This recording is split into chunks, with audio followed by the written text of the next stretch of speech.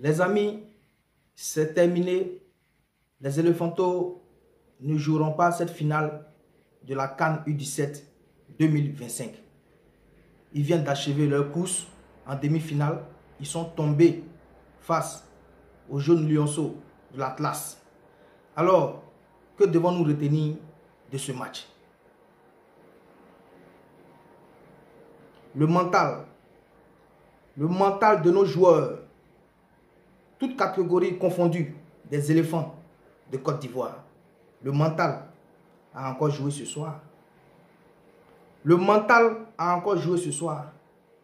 Ils avaient tout pour gagner le Maroc. Cette équipe du Maroc, je vous le jure, on reprend ce match 40 000 fois. La Côte d'Ivoire gagne ce match. Mais c'est joué au mental. Ici, les éléphantos ont joué avec la peur. Vous n'avez jamais joué devant un stade plein. Vous n'avez jamais joué les Maracana de quartier où c'est plein, où c'est joué ici.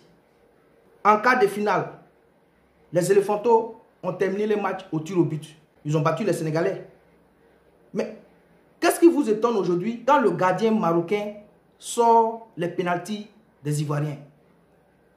Tout simplement parce que les tirs au but des éléphantos ont été étudiés. Et les éléphantos sont tombés dans le jeu. Ils sont venus tirer comme ils l'ont fait face au Sénégal. Donc, pour moi, il n'y a pas un travail qui a été fait sur ce côté-là du niveau du staff.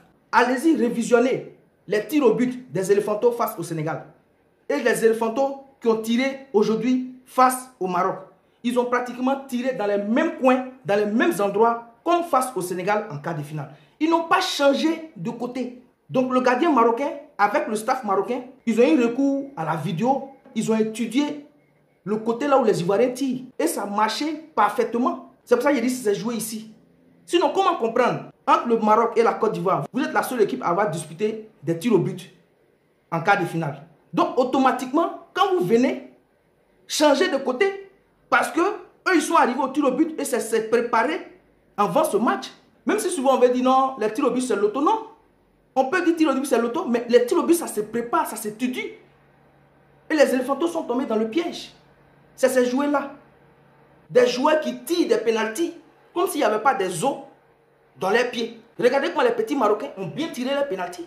Le seul joueur des éléphantos qui m'a donné du boum au cœur, mais c'est le gardien. C'est le gardien. C'est un chat. Même pendant le match, le gardien a sorti des parades pas possibles pour nous maintenir dans ce match jusqu'au tir au but.